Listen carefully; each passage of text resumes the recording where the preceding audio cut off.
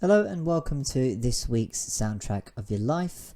A little bit later than usual this week, but hey, it's all good. These things happen. So my guest this week's show is Danielle Wilson. So Danielle is a growth alchemist who helps small businesses earn more money, in her words, and she was a natural guest to be on the show after I checked out some of her content, and she was having conversations and posts about music in her life, you know, whether that's bands and songs, and really getting into like long conversations and sharing a lot to do with music. So I thought, look, let me just ask her to see if she wants to be on the show, and I found that she was more than willing to do so, and that led to us having this great hour of chat that you're about to watch or listen. Again, all wide ranging, and it does get a bit emotional at a couple of points, but that's what this show's about. This is just about the stage for you to share your stories about music in your life and how it's interacted and interlinked with your people, scenarios, moments, eras, because I believe we've all got stories to tell when it comes to that regard. So this is the show to do it on. And if you want to be on the show, just check out the sign up link that's somewhere on this post or video or podcast platform that you're watching this on, and we can get you set up to be on the show. So without further ado, here's the show with Danielle. Enjoy and feel supersonic.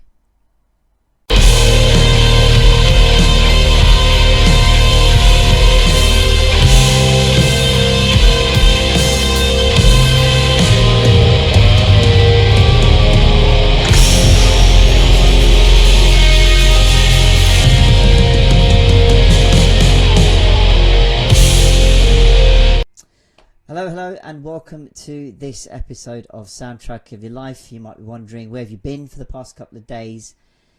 Delays happen, but here we are, better late than never. If you're new to the show, welcome aboard. This is the show where we literally go through the music in your life. So that's bands, albums, songs, soundtracks, theme tunes, whatever you want, and how they've formed links with your life. So whether that's stories, people, events, scenarios, moments, whatever that might be, this is the show for you to share your stories about that and inspire people with new music and entertain them with your stories. And my guest on this week's show is Danielle Wilson. Very excited to have her on board, as she is someone who, through her content, if you check it out on social media, shows a lot of expertise in her, you know, helping coaches business. You know, there's a lot of value in there, but equally she shares so much about music and was literally a natural fit to be on the show. And it only took a couple of questions and posts to get her on the show and share her stories with us. So Danielle, welcome to the show. Thank you so much, Vishad. It's so wonderful to be here. Very excited to have you on. And as I say, that, you know, having seen some of the content already about music, you know, she doesn't just explore, say, a song. She goes into like the detail and taste and stuff like that. So literally, Danielle, you know, the mic is yours to begin where you'd like us to. Oh my, okay. Oh, where do you begin? Well, I'll start by saying that I'm Danielle Wilson, and my brand is The Growth Alchemist.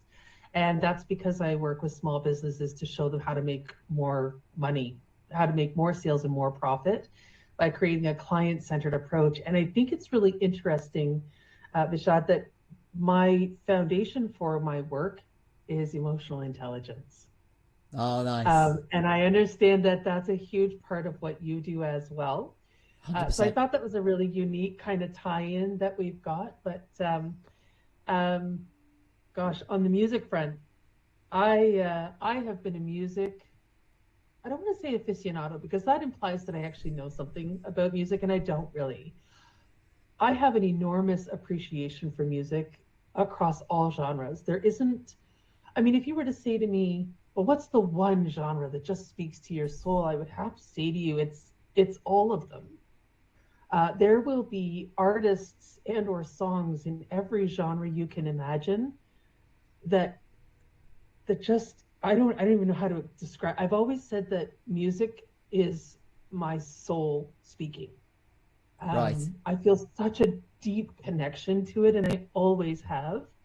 And I don't even know what to say there, but there's just so much, everything literally from Tchaikovsky through to Bizet, through to all the stuff from the 20s and 30s and big band, and up through the rock.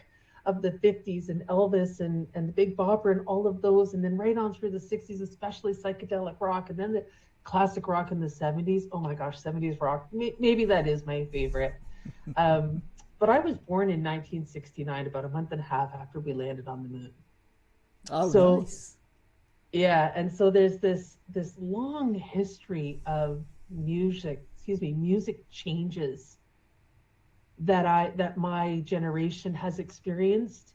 A lot of innovation in music, even including instrumentation, and experiments with sound, right? Like there's some really wonderful, amazing artists out there who were really open and willing to experiment. I think of people like Trent Reznor, Prince, like I even, and those guys are from like late 80s, 90s, maybe Prince is the 80s, but then even to Nirvana, or go back to Journey, or go back even farther to Led Zeppelin.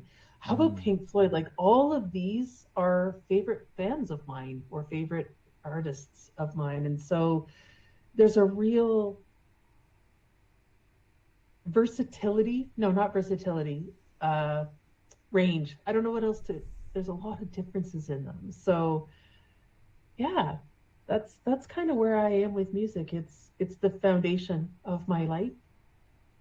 Speaking back to emotional intelligence, go ahead.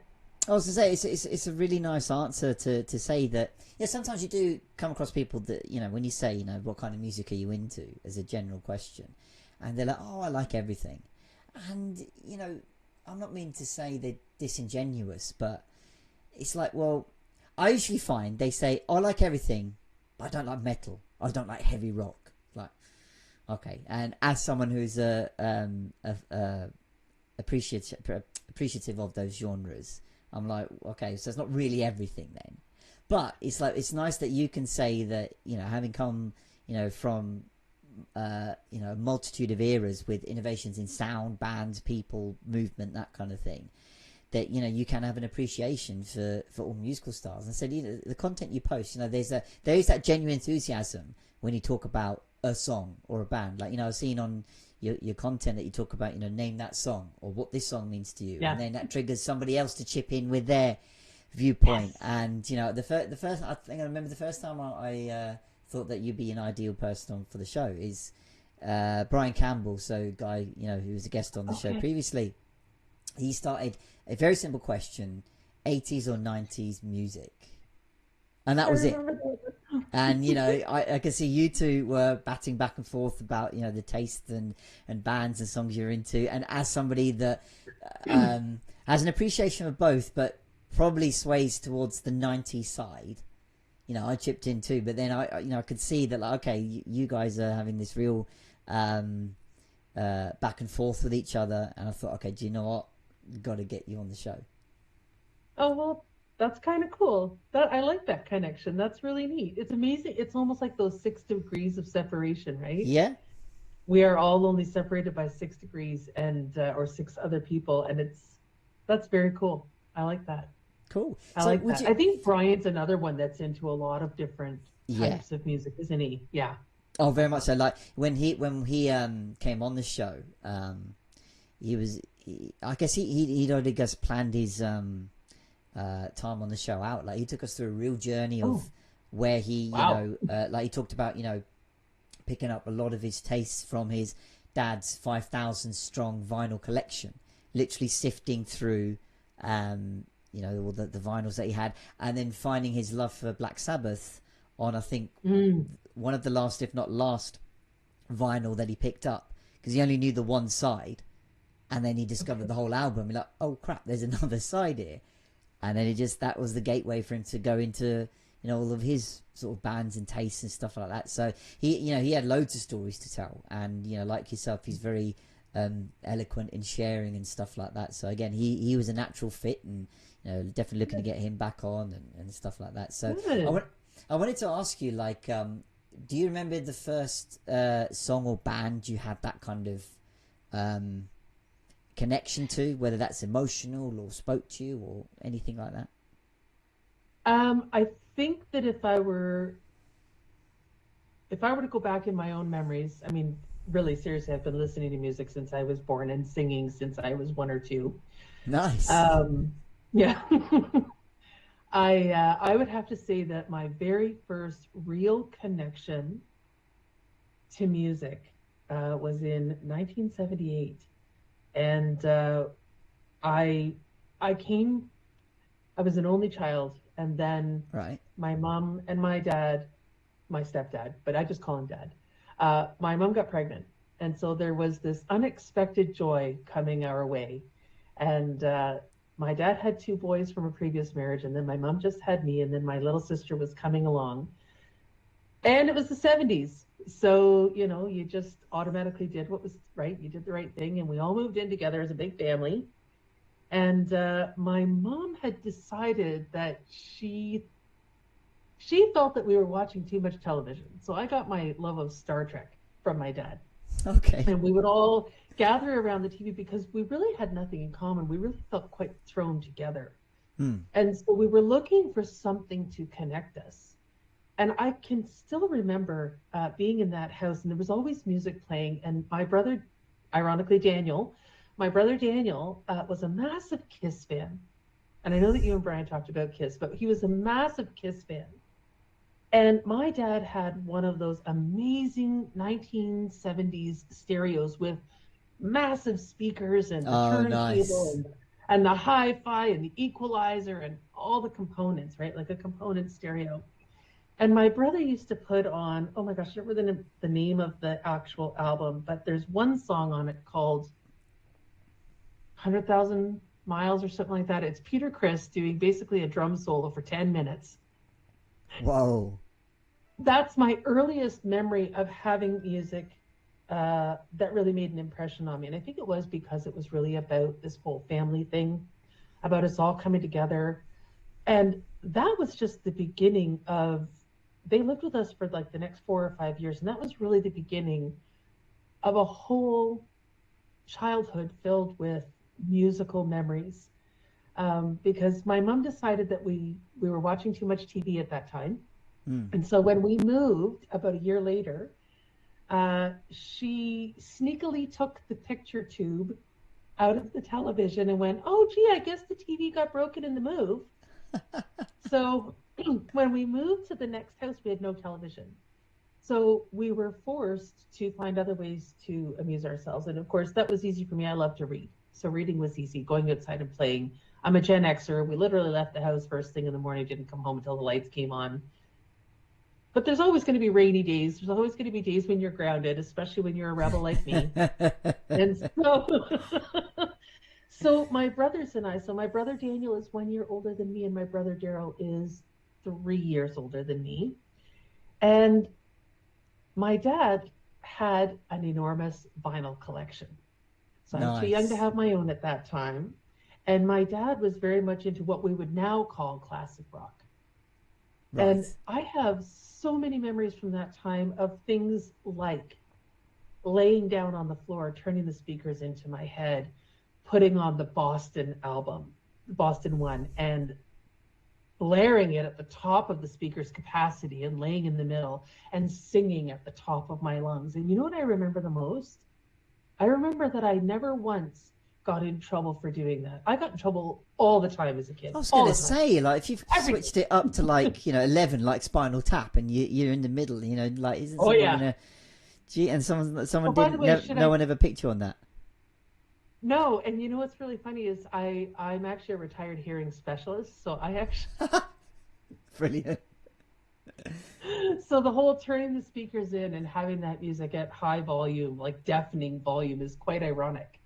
That I would then turn around and go into that profession a little bit later in life. But all of the albums, that was my favorite way to experience music. And it wasn't just because of sound, it wasn't the loudness of the sound, it was the vibration in my body. Oh wow. Okay. There was something about, there was something, I want to call it spiritual. I started exploring religions of a variety of origins when I was about 8 as well. And so um, there was something almost spiritual about it. It was very uplifting, and it was the vibration in my body that I could feel that felt so good, and the way it would feel in my throat when I would sing. And it was literally about the frequencies and the vibration more than it was about, oh, look, there's loud music playing. And I think that's why it doesn't matter to me what genre it is. Does that bring forward those kinds of physical responses? That's what I love about music, is the way that I can physically connect to it. We were too poor for me to learn to play an instrument, though I always wanted to learn to play piano. So that was my only way, was by laying on the floor between those speakers and creating that connection, because it really helped me to create my own instrument, which was my voice was my instrument. I used to be, about 8 years ago, unfortunately, I had a mishap. So my voice is nowhere near as good as it was. But I used to have quite a tremendous, it's awful to say this because it sounds so unhumble, but I used to have not at all. If you, did you ever record anything? No, I was too shy for that. Oh, pity. Way too shy for that. Look, I'm like, even now I'm like, twisting in my chair. I don't know, man. Maybe if you being not shy. Well, I don't know. Like if you ever thought you could do something like that. I mean, the possibilities nowadays are so there for you. Like, you don't need to go to a physical studio. You can do it out of the comfort of your own home and stuff like that. So I was just in that speaker's example. So was it something? I know you mentioned it was like the vibrations that it gave you, as opposed to the volume of it.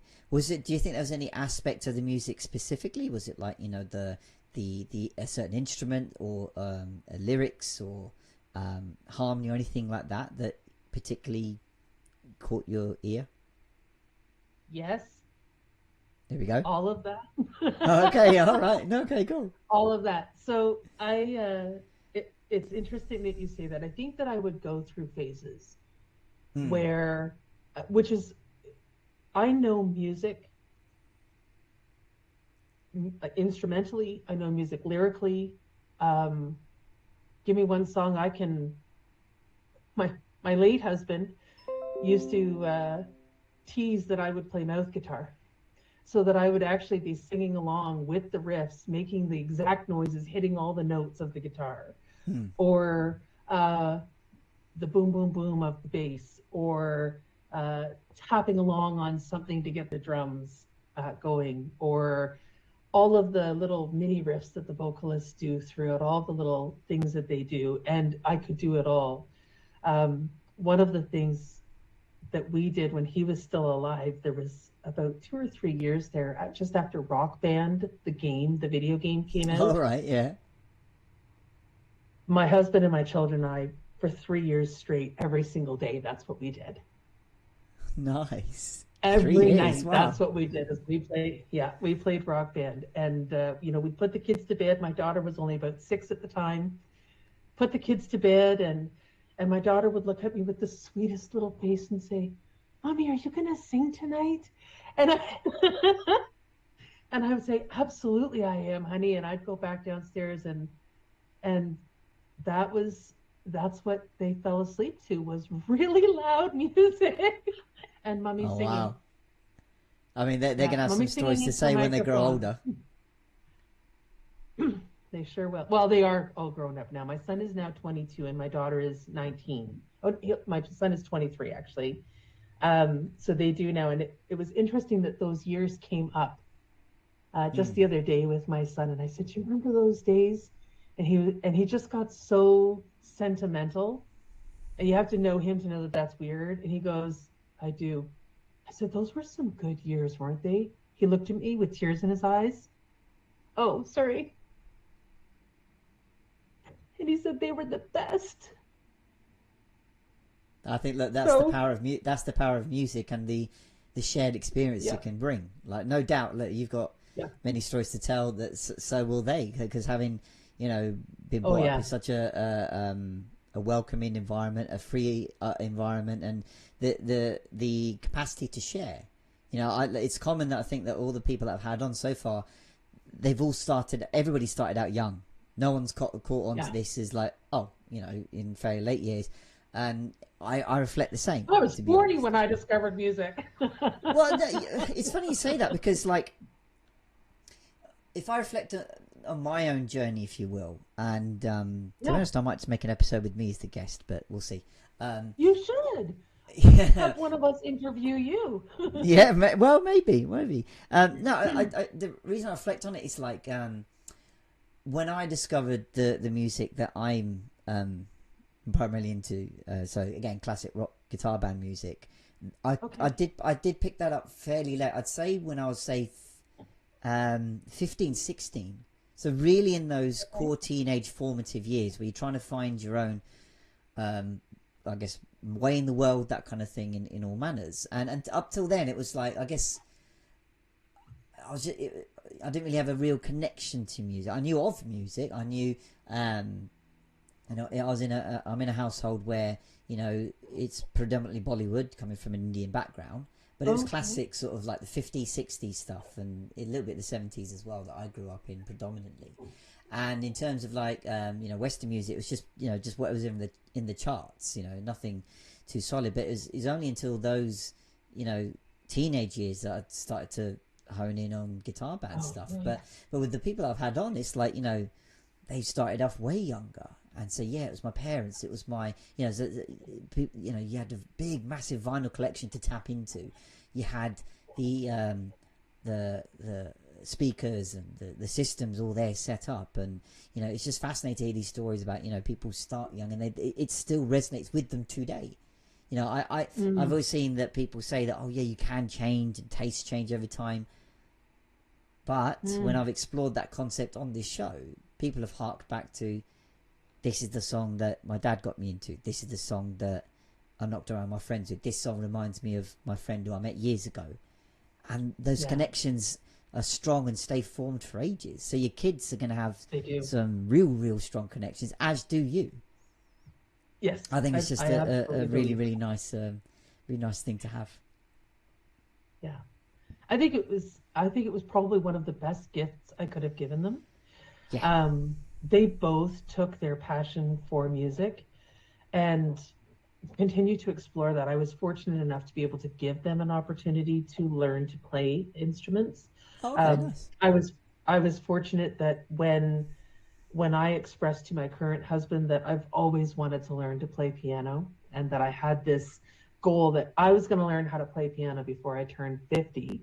Mm. Um, on my 49th birthday, he went and bought me a piano Oh, how and got me amazing. lessons. So I Fantastic. did learn to play. Yay! I did learn to play before I turned 50. Um, the biggest challenge at 50, I'll tell you, is to get your fingers to do what Uh-huh. your brain is telling them to do. And then to coordinate looking at the sheet music in front of you and Oh, making yeah. these what that says. Yeah, It's like this in real time and woo, in the vision that and you in see yourself time. doing. Yeah, and it's like you Yeah, start off going, okay, quick, and after maybe two, three less, like, why aren't I like Jerry Lee Lewis or Beethoven or Elton John yet? Why can't I do all the fast things and the stuff in yeah, my head? It's like right. you gotta. It's about the patience. It's much like with our work. It's our patience. It's Yeah, compassion. It's making mistakes. It's perseverance. It's all that stuff. absolutely. The failing forward. I think the persistence was the biggest thing. And I Yeah. think that was really my biggest lesson out of rather than the lesson of learning how to read sheet music, it was really Oh yeah. about the lessons of compassion and persistence. Um, I should be able to do this. I'm smart. I should be able to. Smart has nothing to do with it. No. Smart has nothing to do with it, and I think that's a really difficult idea to accept. That with that, but also a beautiful idea. Music is not about intelligence. No. No. No. No. Music is about our human experience, and that's kind of a really cool. We can all share music. We can all be equally good at, with, around music. It's kind of like the thing that evens the playing field, and I think that's what's really amazing about it, and perhaps why I love it so much. 100%. I've always had the perspective of when it comes to unifying people.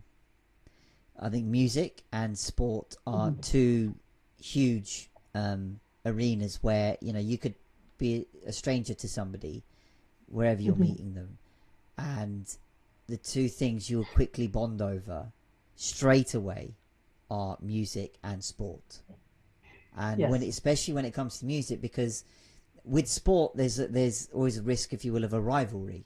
Oh, I support team A, but you support team B, who are the rivals. Like, but with music, it's like if you're into a band or genre, that's it. You've opened up a whole world of sharing possibilities. It's just, and it's a really unifying thing. And as I said, we've touched upon the connections you make with your own family, through being around them and all this kind of thing. But when you can expand that to strangers and be able to connect in that manner, it's really cool. I absolutely agree. And it's interesting that you say about how it connects you with your family. I think that was one of the beautiful things about music as a young person. So there I was, 8 years old, new stepbrothers, little baby sister from being an only child, 2 older brothers, little sister, and now suddenly being thrust into the role of middle child. So from being the only to being the middle, it was a really weird thing, and not really understanding where I fit in. And honestly feeling as though I was kind of being shoved aside because, well, you've always been there, like my mom trying to make this effort to make the boys feel welcome, and yet they've got this baby. And so my brothers and I really had to find ways to connect to each other. Yeah. And music was a huge, huge foundation for that. Not only did my dad have all of that vinyl, but this was back in the days when kids still had really active imaginations and had to basically use the things that were around them rather than picking up some device that would show them all the graphics they need, right? So some of my fondest memories are around my brothers and I used to play rock band, only we used tennis rackets as guitars. Yeah, man. And, Who hasn't? right? Chopsticks on Tupperware and or pots and pans, those kinds of things. And stand there and pretend that we were playing. And then there was another thing. My oldest brother, he never wanted to be one of the contestants, but my oldest brother used to play Name That Tune with us. So that's where this comes from, the Name That Tune. But we would sit there, my other brother and I, and we were really, oh gosh, we were so competitive. We were so close in age. Plus we had almost the same name. Like he's Daniel, I'm Danielle. We're less than a year apart, and it was like we were fighting for, okay, we're both middle child, but I'm going to win. And so my oldest brother he'll have loved 45, so he would get out his collection of 45s, and he'd turn his back on us all secret like this, and he'd flip through, and then he'd go over and he'd put the record on the player, and then he'd pick up the needle and he'd drop it on. And the contest was, who can blurt out the name of the song faster? Sometimes, though, Daryl would say it's not about the name of the song, it's about who can sing the first verse. So I will tell you right now, I know the opening verse for about 10,000 songs. Oh, brilliant. We just need to find like a pub quiz somewhere that has that as a round and get you in, and we're guaranteed to win that. Yes. Absolutely. I would absolutely win. I used to know all the words to just about every song I ever heard. Oh, wow. All of them get commented on that a lot. But now that I'm post 50, those memories got dumped into the pit of never to return. Would you say you've got any memorable ones that spring to mind? Like, what's your favorite opening? Oh, Carry On My Wayward Son. Absolutely. That was the song when my son was born. I used to sing that to him every night as his bedtime song. Yeah. I used to sing that to him every night as his bedtime song. There's something about their harmony and the power behind it. I know the words themselves are kind of like maybe not a great song to be singing to your 2-year-old son as you're tucking him into bed at night, but it wasn't about that. He didn't understand what the meaning behind the song was. He just loved that, it was about my son, and he knew he was my son. So for him, it was that. So I would say Carry On by Kansas. That's absolutely one of my favorite openings. I bet he still remembers that. He might have even been 2 years old, but he probably still remembers that. He absolutely does, because Rock Band had that song and he wanted us to sing it Ah, almost there every you go. night. It's like, I know this song. It's like, yeah, I Yeah, know that. yeah, Fantastic. yeah. So, I wanted to explore as well, like, so I talk about the show as like connecting to stories, people, scenarios, and I'd also like to Mhm. extend that into emotions. Like many people Okay. compile a playlist for, a breakup or going out with your friends. So I'm interested to know, like, do you have certain songs that are linked to certain emotions for you, or indeed Oh albums, yes, playlists? If you'd like to share those. absolutely. So I actually sent you a playlist, Yeah, yeah, yeah. a link to that. It's a playlist that I think I started, I don't know, 7 years ago maybe, Right. when I first started using Spotify, and it's called Singing Feeds the Soul. Mm. And that playlist was originally all the songs that I would sing when I was feeling depressed or sad. Okay. And they're actually all pretty depressing and sad, and they all have a connection to somebody. Every song had a connection Okay. to somebody in my life, where when I was singing them, I could remember the sadness Mm. of that. And Mm. it was so cathartic because singing that allowed me, it was like it would let me get that emotion back out of my body again, so that I could return more to a space of neutrality. Hurt by Christina Aguilera is by far one of my favorites on that list. There's another one by Rascal Flatts on there. Um, I can't remember the name of it, but both of those remind me of my father, biological father, not the stepdad that we were talking about earlier. So there's both of those. There's so many songs on there. I also have another playlist that's literally called Angry Music, and so Oh, that one okay. has a lot of that one has a lot of System of the Down. It's got Linkin Park. I almost said LinkedIn. It's got Linkin Park. Is it Three Doors Down or 3 Days Grace? I can't remember what else is on there, but there's a lot on there. It's got Papa Roach, like it's all kinds of different, just the kind of music that you just that you do that.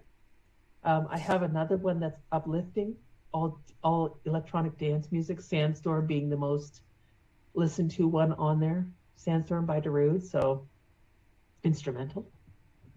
Brilliant. Brilliant. And I guess you mentioned that a lot of your songs are linked to people in that regard. Yes. Like, they when you hear them, it reminds you of the people.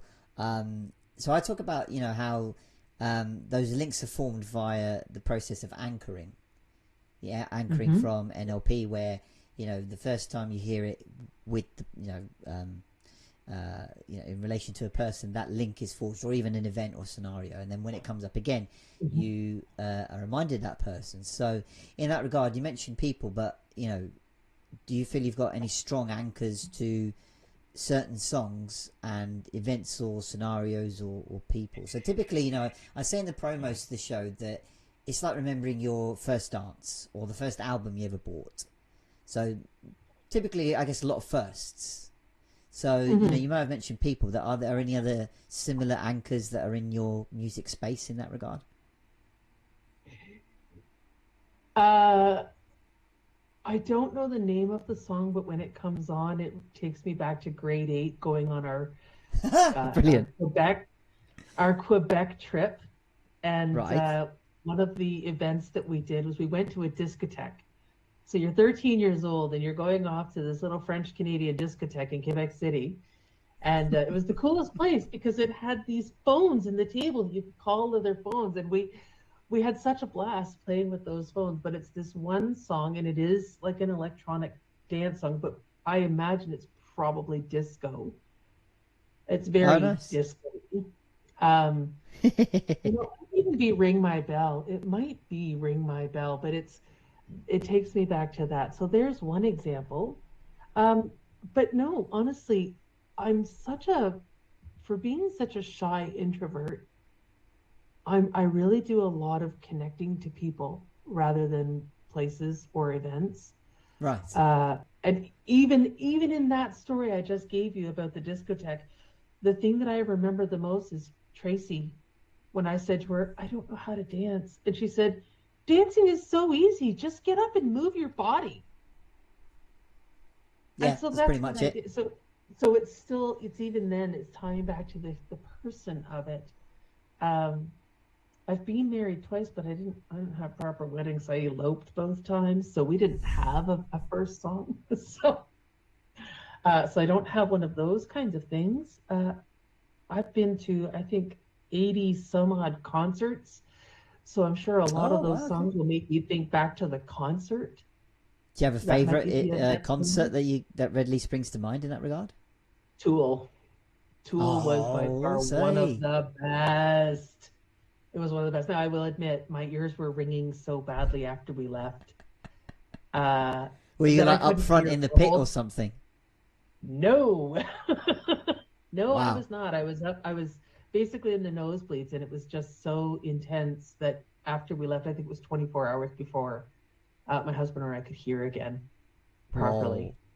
I mean, I'm Yeah. not sure how many people in the audience will know of Tool, but I don't know if you want to give a Oh, quick overview because people go like, oh "What? gosh. What's this? Who's they? Who are they?"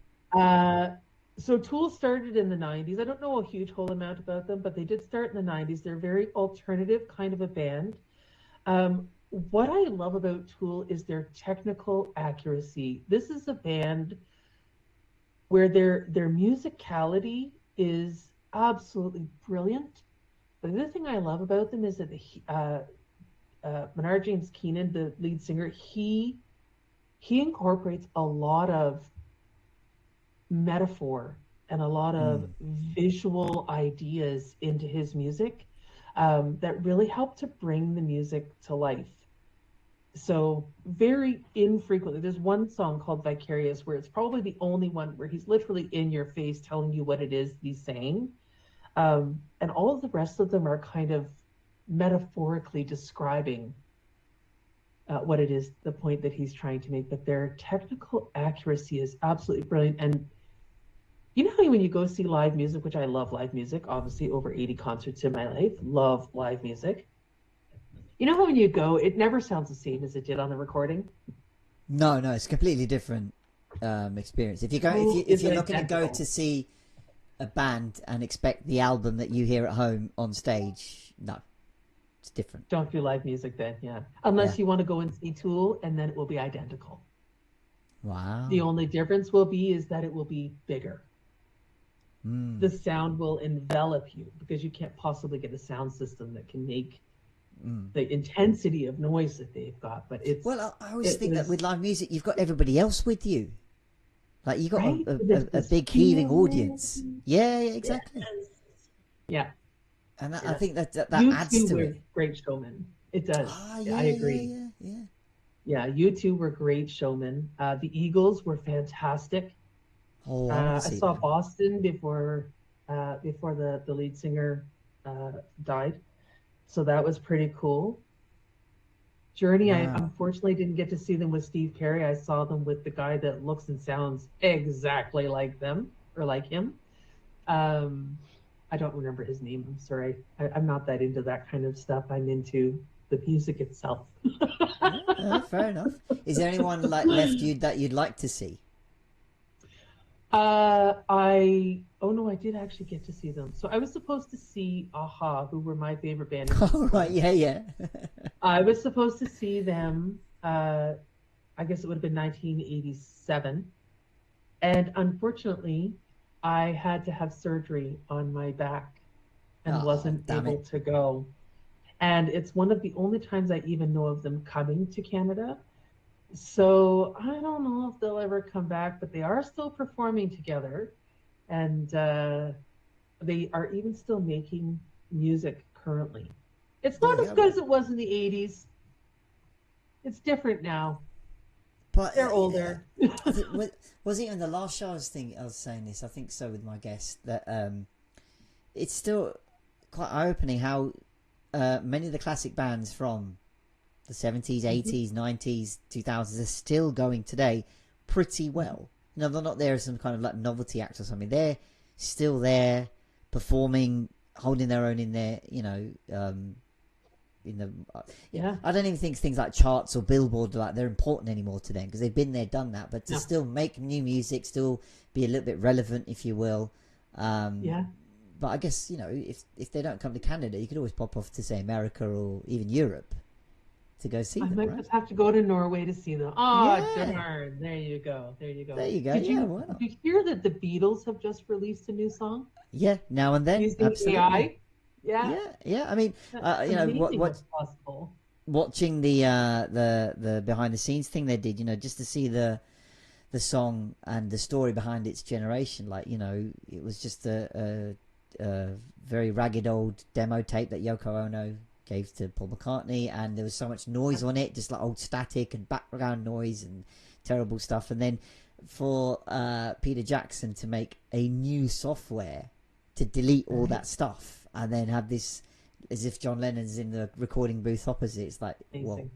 And then and even then you could obviously George Harrison's not here anymore, so to bring his part in from mid-90s session when they tried to redo the song, it's like, wow, they just literally pulled everybody back in from all these places, and look, they've hit number one again. There we go. Isn't that amazing? Yeah. And Isn't that amazing? I think somebody said it really well at the time that like it's quite incredible that like what was it, you're talking 40 plus years since the band were even together, and yet today you're hearing a new song from them, not something that's been dug up from. Well, there we go. It's not just something they found in an archive and here we go. It's like no, they've actually made the whole thing. And it's like, what? It's funny. So like, as a younger fan, 50 years on, you're hearing new Beatles music. So God knows what it was like when you've heard things for the first time in the 60s and 70s in their pomp. But now it's like, it's just brilliant. It's crazy. Yeah. It's what a time to be alive. Yeah. Well, these kinds of things are possible. You get the appreciation of both because. Many of the stars that are around today, like say the Rolling Stones, and in England we've had in the summer just gone like a reunion of major bands that were there from the mid-90s. So like the band Blur came back, did a new album and played at Wembley. That's exactly it. Yeah, song 2. Yeah. But they also released a new album. Pulp came back, did a mini tour. Really? Yeah. Everybody's waiting for Oasis, but probably not going to happen at the moment. But even then, I don't see that happening.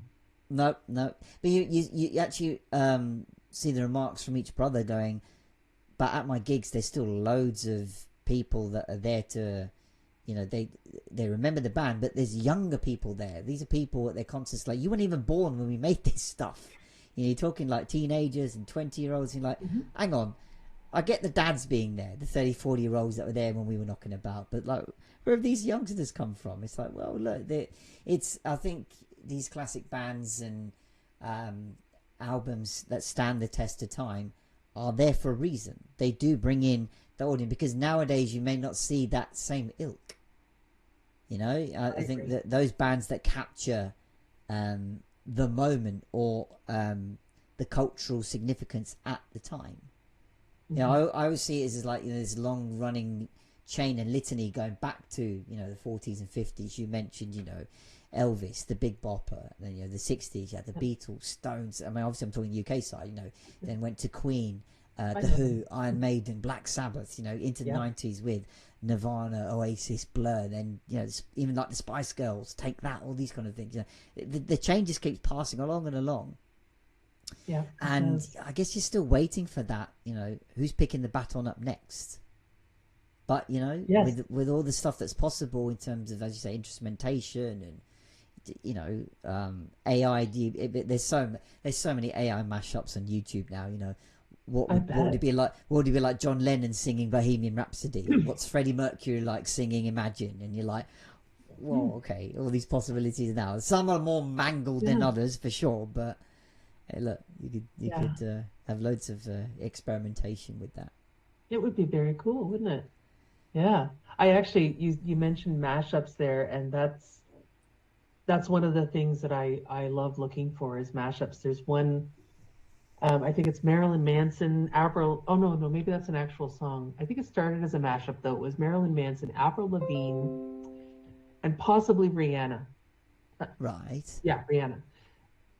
That's a hell of a mashup. Outstanding, right? And it was outstanding. If I can find it, I'll send it to you. Yeah, yeah, So you yeah. can If you take a can find it and listen. put it in the It playlist, was maybe you can share it with everybody else. there you go. That's what I'll do. That's a great idea. Yeah. Yeah, God, outstanding though. Yeah. how would you even think of that? You'd never think to put those three together, Who would has you? that mind that hears, like Mad, isn't my it? my son, I think would be able to hear, oh, that's the same scale, same beat, same. He'd be able to do that kind of stuff. I don't know if he has the, soundboard technology, engineering technology to put them together, but I think he could pick out that song, and that song could go together.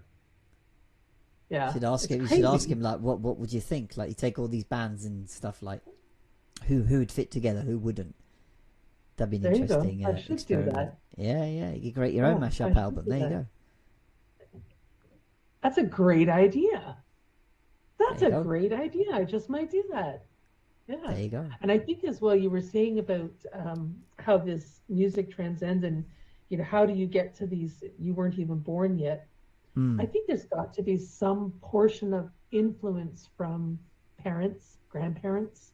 Hmm. I know that, the reason I love music from the 20s, 30s, and 40s is my gram. I know that the reason I love 1960s folk and protest music is because of my Aunt Margaret. I know that I love 70s country and rockabilly because of my father, right? And 70s classic rock now because of my dad. But my mom was like pop music all the way from 1952 all the way till now. So I think that there's these influences as well. And when I think about when my children were born, and, my nieces and my nephews and my nephew's favorite band is AC/DC. My Nice. son loves Led Zeppelin, loves them, loves Rush. But he also loves King Gizzard and the Lizard Wizard. Excuse me, King Gizzard and the Lizard Wizards. It's hard. It's a tongue I was twister to going to say. say, like, you Um, probably can't say that after a few. no, no. But he loves them because they've got such a similar psychedelic sound to 60s Zeppelin. So Oh. there's, yeah.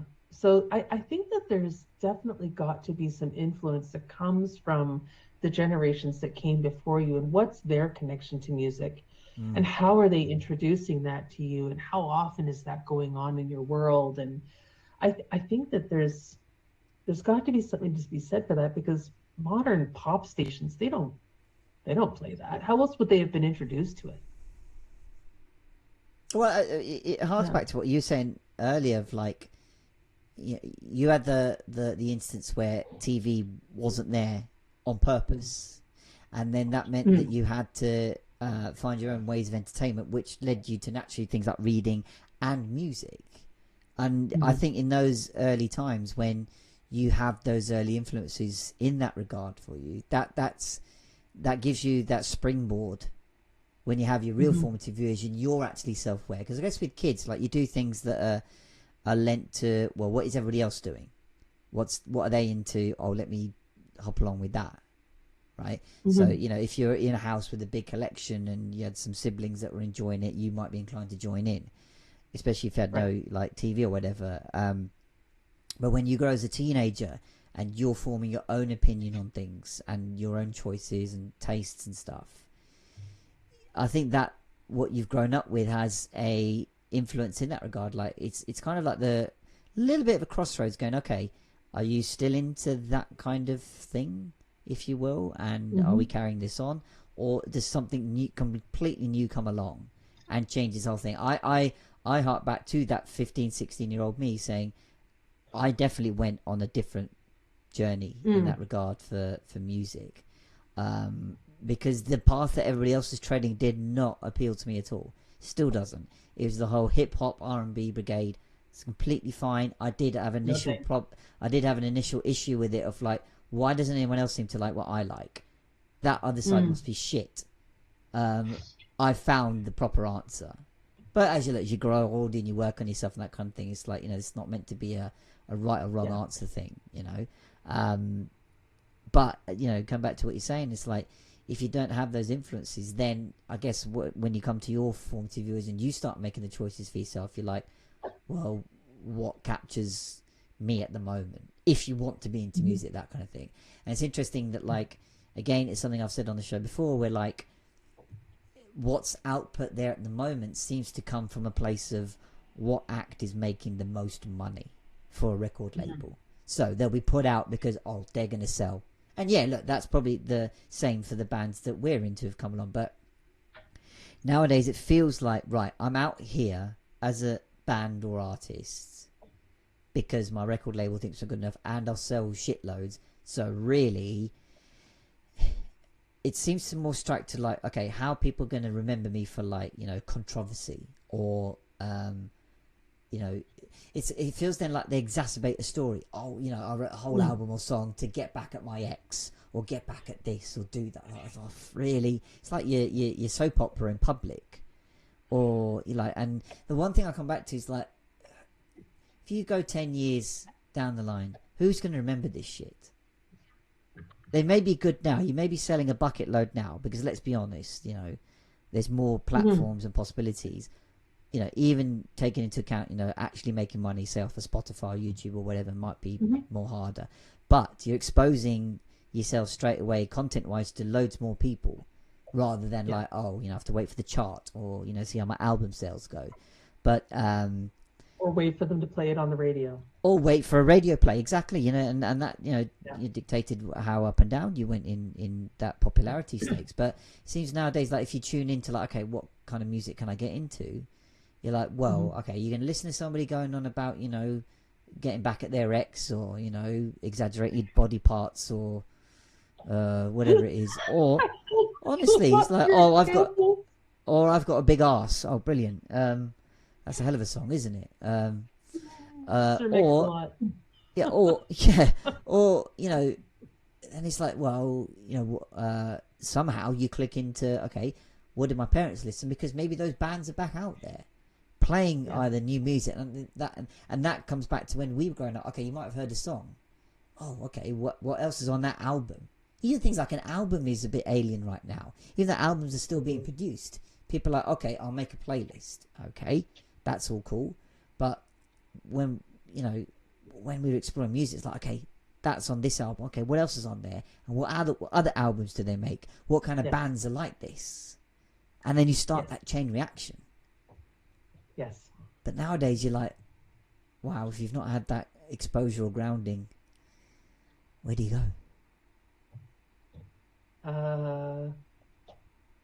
Sorry, that was a bit of a rhetorical question. It wasn't even like, you know, Danielle, like, where do we go, you know? I don't know the answer to that. I can only think that maybe you go to YouTube and you listen to some mixed playlist, or you ask for recommendations, or you let Spotify pick, because they've got those curated playlists for based on your mood, or you know, and I guess that's the only choice. Well, that's the good thing, as you said, about the flexibility and the choice out now. So if we have the accessibility, we don't have to go and find a tape or find an album. You know, the physical copies, like, you know, at your fingertips, is any device will find the whole album for you, and the whole discography probably.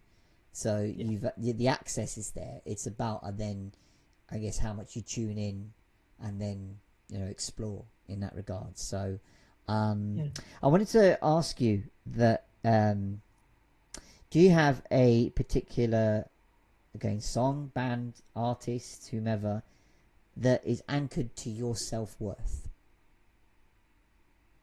Oh. Wow. And you can interpret your self-worth or whichever in whatever capacity you want.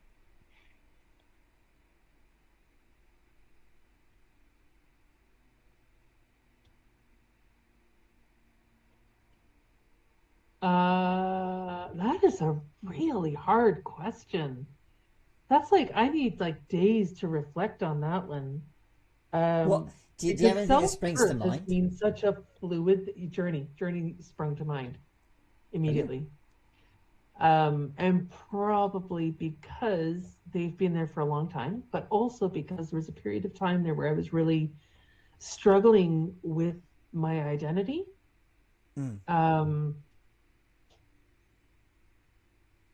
being the only Wilson in a family full of Rowans, being the outcast because I'm the only one that's not his biological kid. Like there was a lot of identity stuff that I went through. Changed my last name quite a few times. Married young and divorced young. And I would have to say that Journey probably would be the one band. And which song? I don't know that there is one song.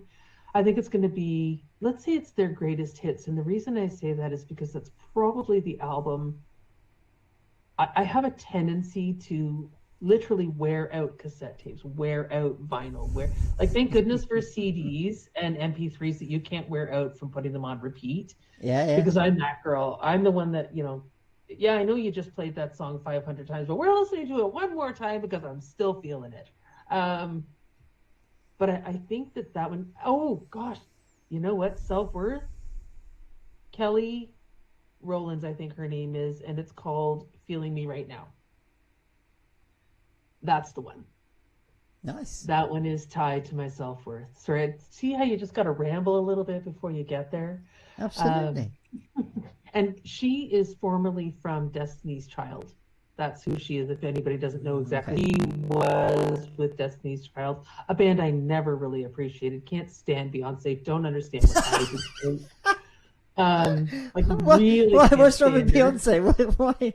Oh, I don't know. I don't see what the hype is about. She's really not all that. She's not a great singer. She's a mediocre dancer. Like, what is the big deal? Myself, I just don't see it. But that's just me. This is the beautiful thing about music. We're each entitled to have our own opinion. There you go. I love it. It's like I'm always up for a bit of controversy on this show. Another thing at all. It's like when you said that, you're like, actually, yeah, I can go with that. It's like, well, this may be a wider point. I know, to be honest, it's only just formed in my head, so I kind of wing it as we go. But I get the whole messaging behind it, even though it might not be on purpose. Like, being, I'm not even aware of her discography a whole lot, so I probably might butcher it. So apologies to any Beyonce fans watching. But that's okay. Did she have songs is it Miss Independent or Independent Woman or something like that, or single? Was it Single Girls? All the Single Ladies. That's the one. And the one where she's like flashing some ring or something. Yeah, you put a ring on it or something. So materialistic. Like that. Right. So okay, I guess you get the idea of like, okay, you're in your, I guess, feminine power and empowerment and okay, great. Yeah, I get. Okay, cool. But like, well, does it feel like, as you said, is that the whole thing that she plays on? And fair play to her for the success and all this kind. I'm not, knocking her in that regard. I'm not even saying the messaging is wrong, but it's like, that's, I guess, what I was saying before about, is it about like that messaging, that kind of, I guess, even branding that you're coming across, that you use music as that vehicle, as opposed to the classic bands that we're into who literally were there for the music. As twee as that might sound, I'm not trying to, do it in like an ABBA sense, thank you for the music. No. I mean, like, well, there's a reason why classic bands and albums stand tests of time. We picked up on a Beatles song that's been 50 years in the making since the band is gone.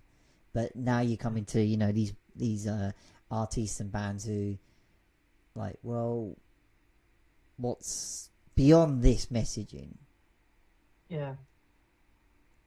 I do see a lot of the current music, and I'm going to say for the last, 20 years or so, being very formulaic, even more formulaic than I think the stuff from early rock and roll days, like the early, the Elvis 50s. I think it's far more formulaic now. I really despise auto-tune, and I challenge 99% of them to sing without auto-tune, and we wouldn't listen to it.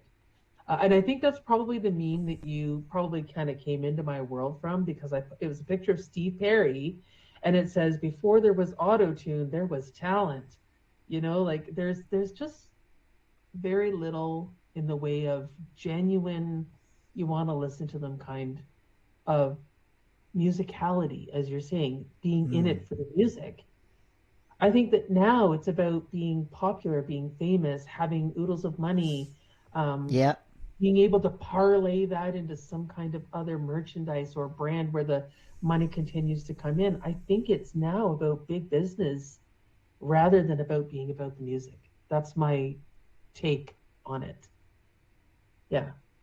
Well, And I think there's a, don't know if there's more ego now than there was then. I'm sure there was just as much ego then as there is now, but there sure does it's seem to funny. be a It's lot like, of ego now. but on that point about egos, since then, it's like it almost feels like, well, they were kind of, they had the ego because of that success they had in terms of like, well, the success they have through their music. Like, okay, if you think of, who are we thinking of? Say Liam Gallagher or Johnny Rotten from Oasis and the Sex Pistols, right? Yeah. Both very forthright characters.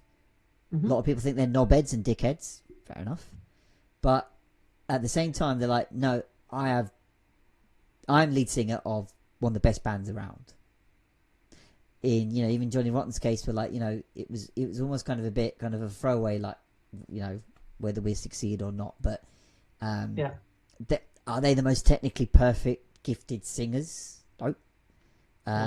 Both are near impossible to imitate in terms of how they sing. People say, in all intents and purposes, they shouldn't be able to sing in terms of their physical mannerisms. You know, their stance when they sing, the vitriol that they, you know, express, especially with Johnny Rotten.